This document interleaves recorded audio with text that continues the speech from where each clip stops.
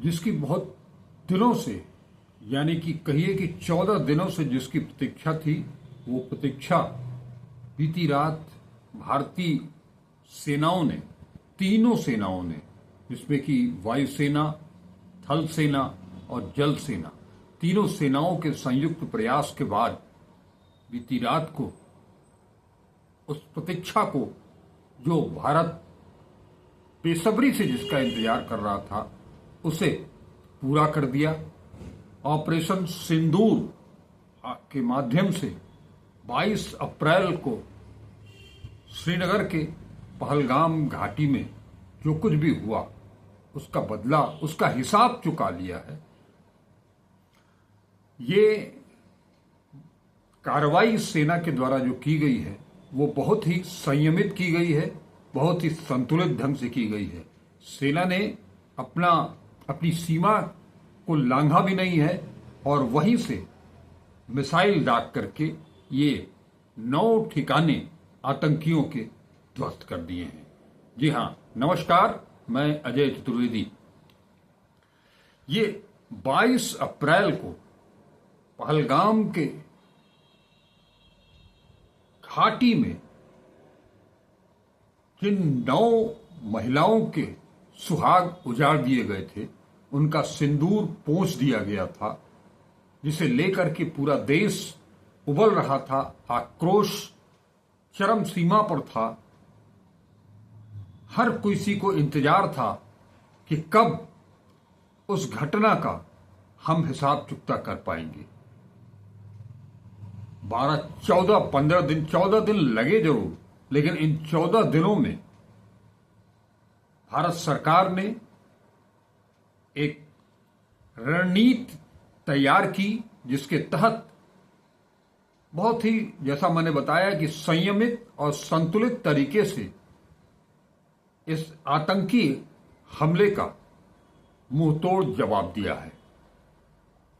बताया जा रहा है, जिस अनुसार सेना के ने खुद ही इसको क्लियर भी किया है, जिसके अनुसार बहावलपुर, अहमदपुर ईस्ट और मुरीद के इन इलाकों में कार्रवाई की गई है और 9 ठिकाने, जिसमें कि पीओके के अंदर 4 और अन्य 5 स्थानों पर ये अटैक किए गए हैं, जिसमें दावा किया जा रहा है, भारत की तरफ से ये बताया जा रहा है कि 25 लोग मारे गए हैं।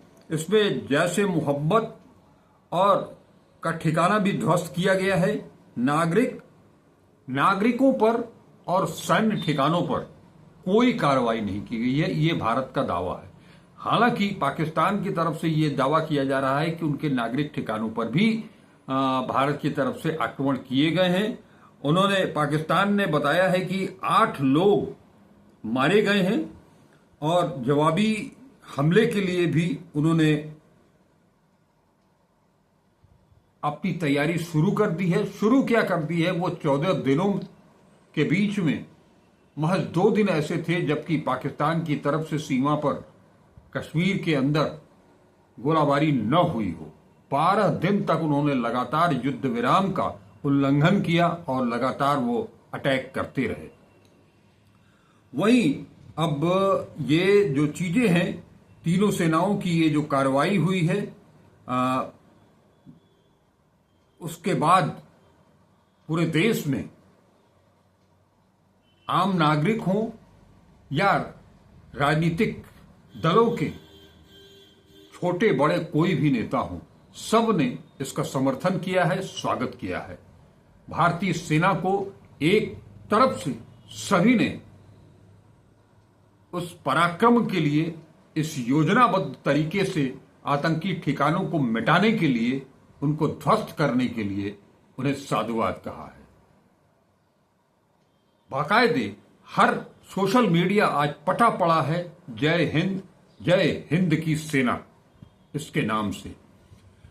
लेकिन जैसा मैंने बताया कि भारत सरकार और भारतीय सेना की जो रणनीति थी, उसके अनुसार जो शुरू से कहा जा रहा था कि हमको केवल पाकिस्तान के अंदर रहने वाले जो उनके आतंकियों के ठिकाने हैं, जो आतंकी हैं उनसे हमको अपना बदला लेना है, पाकिस्तान से, या उसी तरह से इन्होंने अपनी कार्रवाई को अंजाम भी दिया। आज बीती रात को करीब 1:30 बजे के करीब ये सारी घटना हुई है। ये तब हुआ है जब भारत सरकार ने 2 दिन पहले ही सभी राज्यों को अलर्ट कर दिया था मॉक ड्रिल के लिए। तैयारियां सब तरफ से चल रही थी, हर राज्य में, हर जिले में, जिला प्रशासन की तरफ से, नागरिक सुरक्षा की तरफ से, उन नागरिक सुरक्षा कमेटियों की तरफ से ये सारी तैयारी मॉक ड्रिल की चल रही थी। बाकायदे सबको ये बताया जा रहा था कि किस तरह से आप अपना बचाव कर सकते हैं। उसकी पूरी की पूरी फहरिस्त जारी की गई। जिलाधिकारियों की अध्यक्षता में नागरिक सेवा संगठनों की बैठक भी हुई थी। हालांकि ये किसी को अंदाजा नहीं था कि ये जो मॉक ड्रिल होने जा रही है उसके पहले ही भारतीय सेना अपना मुकाम पूरा कर लेगी। लेकिन जो कुछ भी हुआ उससे बाहर भारत के लोगों ने काफी राहत की सांस ली है कि हमने जो हमारे ऊपर, हमारी बेटियों के ऊपर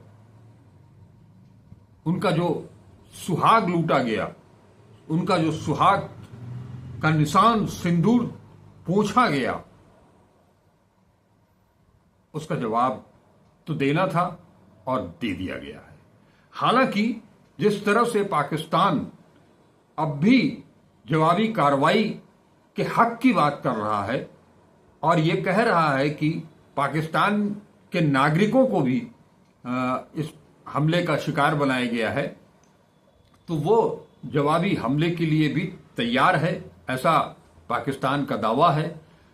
लिहाजा इस लिहाज से अगर ये कहा जाए तो हम सब भारतीयों को जिस तरह से हमने 14 दिनों 15 दिनों तक धैर्य के साथ काम किया है और अब एक बड़ी चुनौती है हम सब के साथ, और हम सब को खुद को, अपने समाज को, अपने मोहल्ले को, अपने परिवार को, अपने देश को बचाने के लिए जो अलर्ट जारी किया गया है और मॉक ड्रिल की जो बात की गई है उसका अक्षरशः पालन करना चाहिए, क्योंकि ये हमारे हित में है, हमारे देश के हित में है। इसे लेकर के कोई कोताही नहीं बरतनी चाहिए।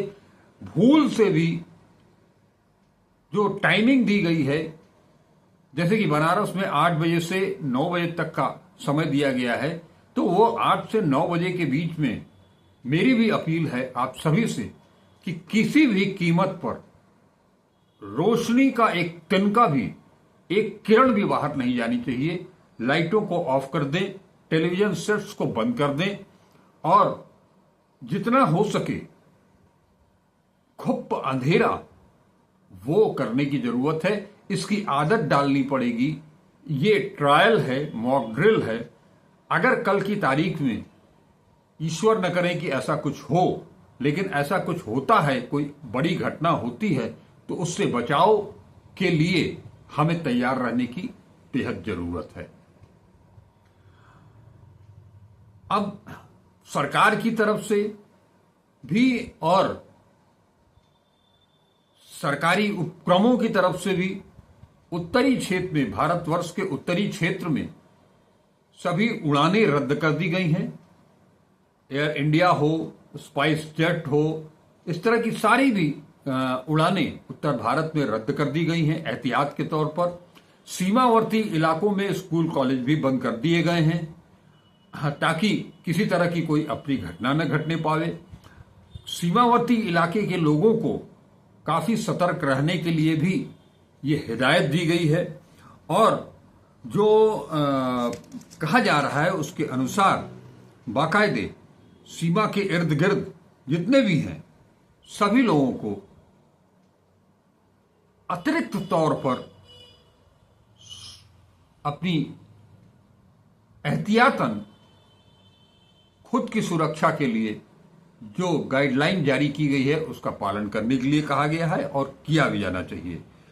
और वहीं एक चीज और है, उस घटना के बाद पाकिस्तान जिस तरह से अपनी हरकतों से बाज नहीं आ रहा है। उन्होंने सीमा पर बाकायदे गोलीबारी बढ़ा दी है। लेकिन इसी बीच भारत ने एक पाकिस्तान का, जो कि चीन के साथ मिलकर के उन्होंने फाइटर जेट तैयार किया था JF-17, उसे भी मार गिराया है। ये ऑपरेशन सिंदूर भारत ने 9 आतंकी ठिकानों को ध्वस्त किया है और पूरे, जैसा मैं फिर कह रहा हूं कि पूरे संयमित और संतुलित ढंग से इसकी कार्रवाई की गई है। पूरा देश सेना के साथ है, पूरा देश भारत सरकार के साथ है। ये पहले दिन से है। पूरा विपक्ष भारत सरकार के साथ है। विपक्ष ने पहले ही ये घोषणा कर रखी थी कि जो कुछ भी निर्णय भारत सरकार लेगी, पूरा विपक्ष उसका साथ देगा, उसका समर्थन करेगा, और वो हुआ भी है।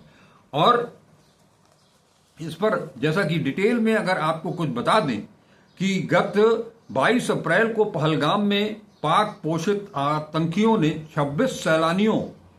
26 भारतीय और एक नेपाली सैलानी को उनकी पत्नी और बच्चों के सामने उनसे धर्म पूछ करके, उनकी आइडेंटिटी जान करके उनकी हत्या कर दी थी।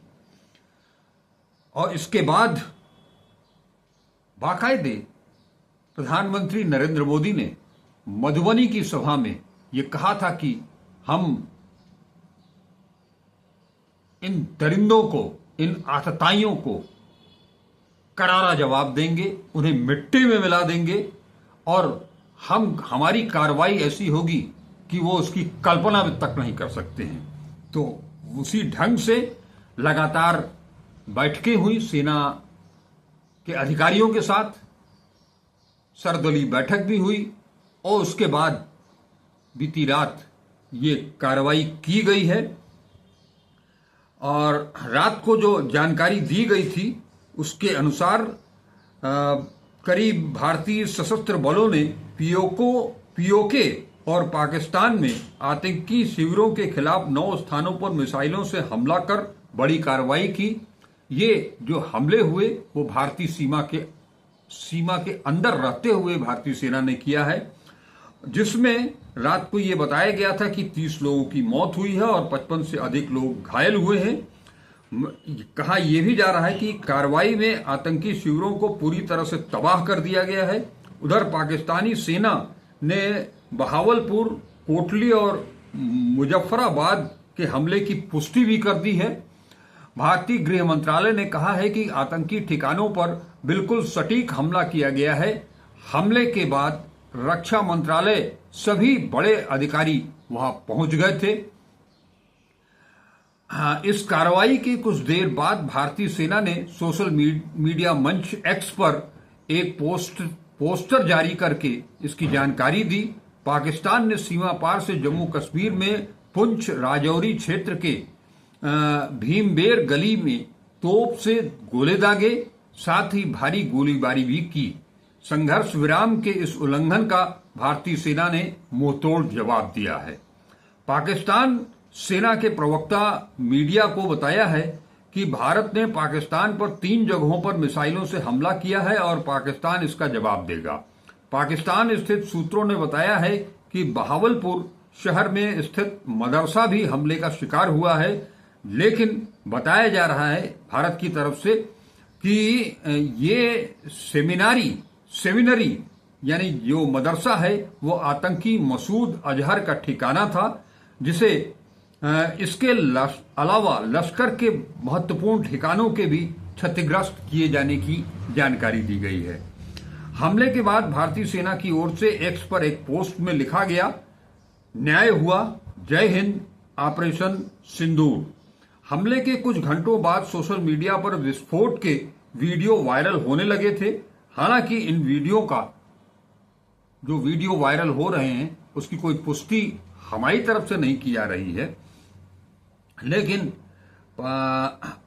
बुधवार को खबर आई कि पीओके की राजधानी मुजफ्फराबाद के आसपास के पहाड़ों में और क्षेत्र के 2 अन्य स्थानों पर कई जोरदार विस्फोट सुने गए। प्रत्यक्षदर्शियों ने बताया कि विस्फोटों के बाद मुजफ्फराबाद की बिजली गुल हो गई। यह तुरंत स्पष्ट नहीं हो पाया कि विस्फोट किस कारण से हुए हैं। पाकिस्तानी मीडिया जियो न्यूज पर कुछ खबरें चल रही हैं जिसमें यह दावा किया गया है कि भारत की तरफ से यह हमला रिहायशी इलाकों में किया गया है। उसने कुछ वीडियो क्लिप भी क्षतिग्रस्त भवनों के इस तरह के वीडियो क्लिप भी शेयर किए हैं। घायलों को भी दिखाया है जिन्हें अस्पताल ले जाया जा रहा है।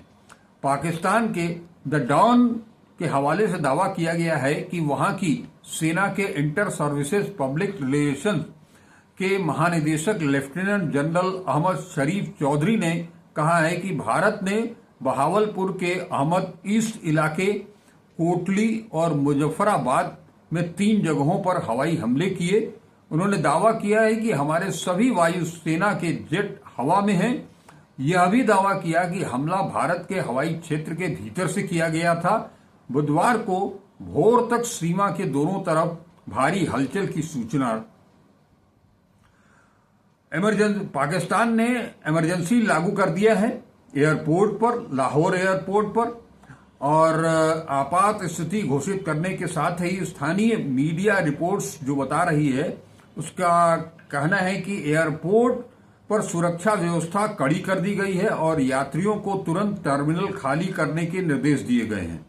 कई उड़ानें रद्द की जा चुकी हैं और कुछ विमानों को डायवर्ट किया गया है। एयरपोर्ट पर अफरा तफरी की स्थिति बनी हुई है। पाक ने 48 घंटे तक पूरे देश में उड़ानों पर रोक लगा दी है।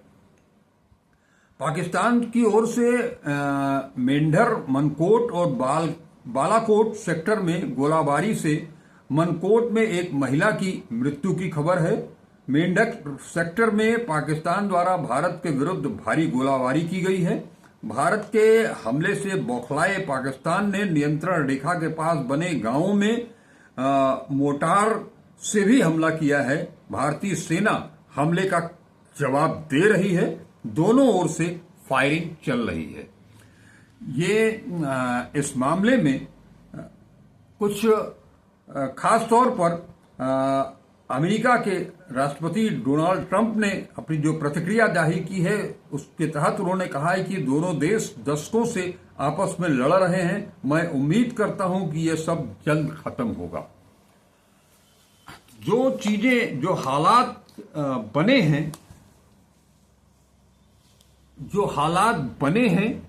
जो हालात इन आतंकियों ने 22 अप्रैल को बनाए थे उसका मुंहतोड़ जवाब देना लाजमी भी था और जरूरी भी हो गया था। लिहाजा 14 दिनों तक ठोस रणनीति बना करके एक एक आतंकी ठिकानों का पता लगा करके और किस तरह से अपनी सीमा में रहते हुए कभी उनकी तरफ पाकिस्तान में घुसने की जरूरत ही नहीं पड़ी और भारतीय सेना ने उस 22 अप्रैल की घटना का करारा जवाब दिया है। लेकिन अभी खतरा टला नहीं है।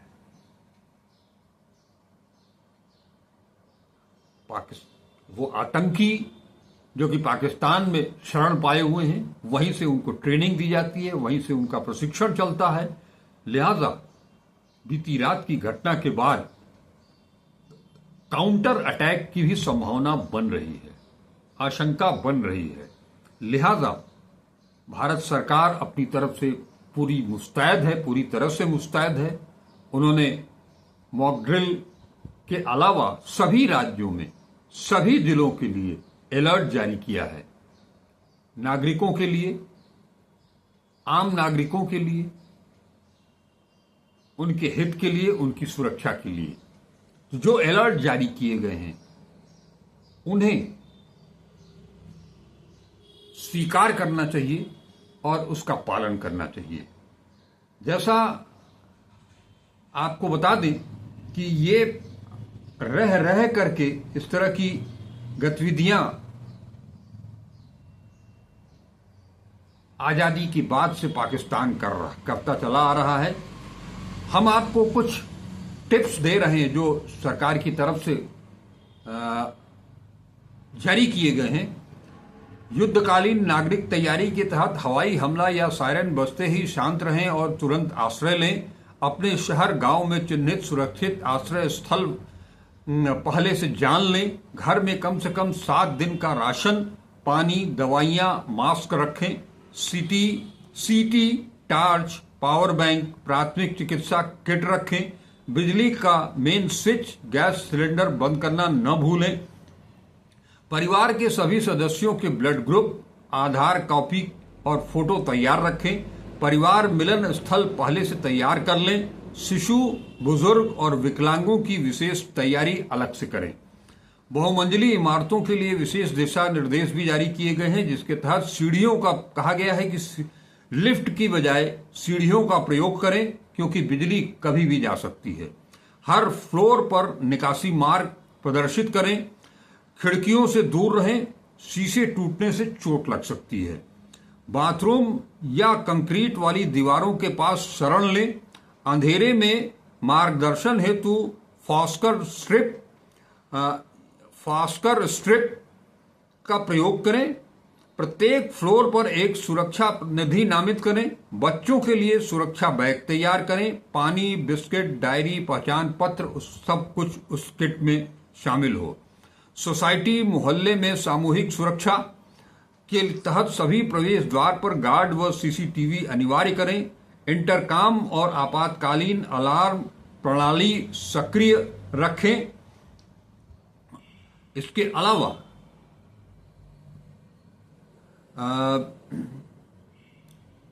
अनजान वस्तु या विस्फोटक न छुएं। पुलिस को तत्काल सूचित करें। बाहर निकलने से पहले आधिकारिक अनुमति या रेडियो अलर्ट सुनें। जगह छोड़ते समय सिर्फ जरूरी सामान लेकर निकलें। पालतू जानवरों के लिए रस्सी, खाना और पानी साथ रखें। मानसिक शक्ति और नेतृत्व व्यवहार, बच्चों और बुजुर्गों को मानसिक रूप से शांत रखने के लिए संवाद करें। हर समय सकारात्मक सोच और संयम बनाए रखें। मैं सुरक्षित हूं मैसेज एसएमएस या व्हाट्सएप से भेजें, कॉल से बचें। गंभीर स्थिति में भी संयम और नेतृत्व बनाए रखें, दूसरों को संभालें। सामूहिक जागरूकता अभियान चलाएं। इसके तहत सोसाइटी में सुरक्षा सप्ताह या जागरूकता दिवस आयोजित करें। बच्चों की रंग भरने की प्रतियोगिता, युद्ध में सतर्कता थीम पर पड़ोस में इमरजेंसी वॉलंटरी ग्रुप बनाएं। हर घर में एक इमरजेंसी पोस्टर लगवाएं। कदम दर कदम निर्देशों सहित सुरक्षित नागरिक सशक्त भारत स्लोगन पर जागरूकता रैली करें। सरकारी मदद और सहयोग, एनडीआरएफ, जिला प्रशासन या नागरिक रक्षा विभाग से संपर्क बनाए रखें। निकटतम अस्पताल, पुलिस स्टेशन, फायर ब्रिगेड का पता और नंबर नोट करें। गंभीर स्थिति में 112 ऑल इन ने हेल्पलाइन पर कॉल करें। आपदा राहत केंद्र या सामुदायिक बंकर का पता पहले से जान लें।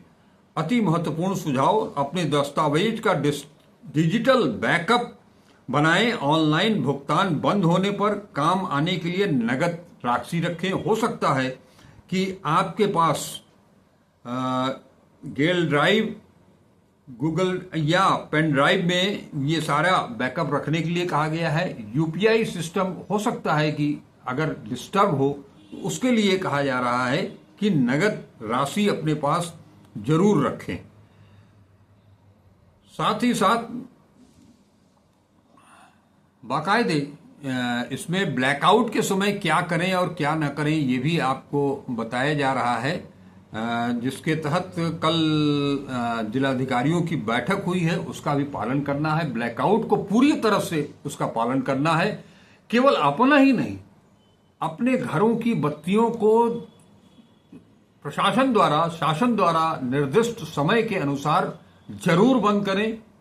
किसी भी कीमत पर रोशनी की एक भी किरण, हल्की सी भी किरण आपके घर के बाहर नहीं जानी चाहिए।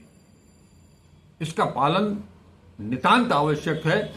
और ये कल भी मैंने बताया था कि ये सिर्फ इसलिए किया जाता है कि आप सुरक्षित रहें, आपके लोग सुरक्षित रहें, आपका समाज सुरक्षित रहे। ब्लैकआउट करने के पीछे केवल ये है कि जब घुप अंधेरा होगा तो आबादी वाले इलाके चिन्हित नहीं होंगे और उससे जो हवाई हमला हो सकता है तो उससे वो बचाव हो सकता है उनका। आबादी वाले क्षेत्रों को, सेना के ठिकानों को, हमारे जो परमाणु संयंत्र हैं उन सब को, इसीलिए वहां लाइट गुल की जाती है और ब्लैकआउट किया जाता है। भारत ने